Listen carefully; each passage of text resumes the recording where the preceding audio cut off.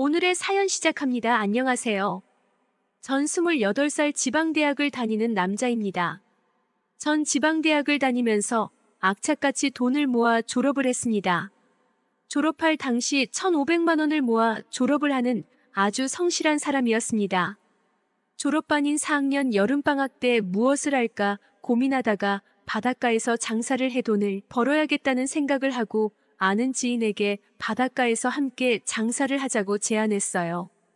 그래서 대학교 1학년인 동생과 같은 또래인 친구와 함께 대천 바닷가에서 2달 동안 민박을 잡아서 낮에는 아이스크림을 팔고 밤에는 오징어를 파는 일을 했습니다.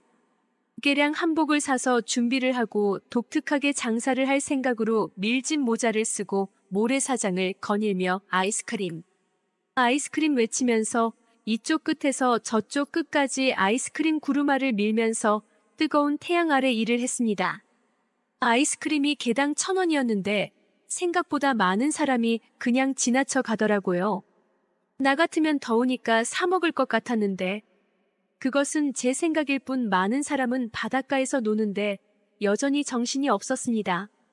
그리고 밤에는 오징어를 사다가 한 마리당 3,000원에 팔았습니다.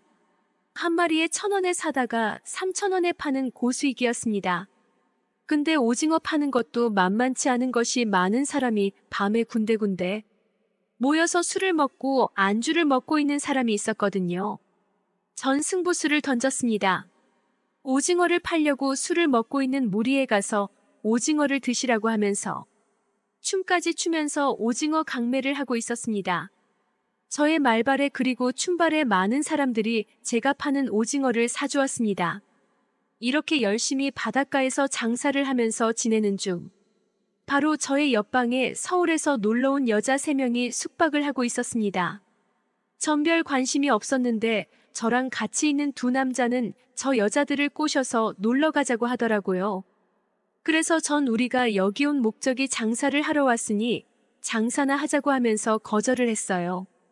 근데 2 남자는 그 여자들에게 접근해서 벌써 놀러 가자고 약속을 잡았다고 하더라고요. 전 돈을 벌고 싶었는데 다들 놀러 가자고 해서 장사를 접고 대천에서 배를 타고 섬으로 놀러 갔어요. 우리는 맛있는 라면과 버너를 가지고 가서 그 섬에서 맛있게 끓여 먹기 위해 준비해 갔죠. 배를 타고 30분 동안 들어가니 멋진 섬이 나왔어요. 남자 셋, 여자 셋 이렇게 모여서 놀고 있는 그 장소가 어디인들 좋지 않을까요? 전 기분이 처음에는 안 좋았지만 섬에 와서 보니 공기도 좋고 해서 기분이 좋아지더라고요. 그래서 혼자 놀고 있는 여자 한 명에게 다가가 말을 걸었어요. 그 여자와 이런저런 대화를 1시간 동안 이어가니 그녀가 하는 말이 오빠 진짜 말 잘한다 하면서 칭찬을 하니 더욱 기분이 좋아져서 그녀에게 자신감 있게 다가갔어요. 그리고 돌아오는 배에서 그녀와 끝말잇기를 해서 이긴 사람 소원 들어주기를 했어요. 제가 말발도 좋지만 끝말잇기도 잘해서 그녀에게 승리를 했어요. 제 소원은 오늘 처음 만났는데 한 번도 안 해본 키스를 하고 싶다고 했어요. 그녀를 만난 지 4시간 만에 얻은 성과였어요. 젊음이 좋은 것 같아요. 그녀도 흔쾌히 수락을 했고 밤에 그녀와 첫 입맞춤을 했어요. 이빨이 부딪히는 어설픈 입맞춤이었지만 새로운 경험이 쌓여 추억이 되었네요. 그녀는 3박 4일 동안 놀러온 시간이 되어 자기 집으로 돌아갔고 그녀와 좋은 만남을 이어가기 위해 연락처를 주고받고 그날 이후로 매일 밤 전화를 하면서 연애라는 것을 하게 되었어요. 전 바닷가에 2달 동안 장사를 해야 하니 전화를 해서 내가 다음 주에 놀러 오라고 했어요. 그녀는 절 만나기 위해 일주일 지난 후 또 제가 있는 곳으로 놀러 왔어요. 맛있는 반찬을 싸서 가지고 왔고 그날도 그녀와 즐거운 시간을 보냈고 소주 한 병으로 둘이 나눠 먹고 제가 민박하고 있는 방에 와서 사랑의 입맞춤을 하고 아름다운 첫 결실을 맺었어요. 뜨겁고 설레고 가슴 뛰는 첫날 밤을 보내게 되었어요. 제 인생에 있어서 키스도 일주일 전에 처음이었고 그녀와 사랑도 처음이라고 말을 하니 그녀가 믿지 않는 것 같았어요. 몇 번씩 진짜 처음이냐고 물었거든요. 전 이 여자와 생애 처음으로 사랑을 나누었고 그 짜릿한 맛이 너무 좋아서 그녀와 날마다 밤마다 사랑을 나누게 되었어요. 그리고 차를 타고 근교에 드라이브를 하러 갔다가 차 안에서 그녀에게 입을 맞추고 서로 뜨거운 시간을 보내기도 했어요. 좁은 차 안에서 사랑을 하는 것은 또 다른 재미와 기쁨이 존재하더라고요. 사랑하는 장소가 달라질 때마다 느끼는 느낌은 아마 다 다를 것이라 생각합니다.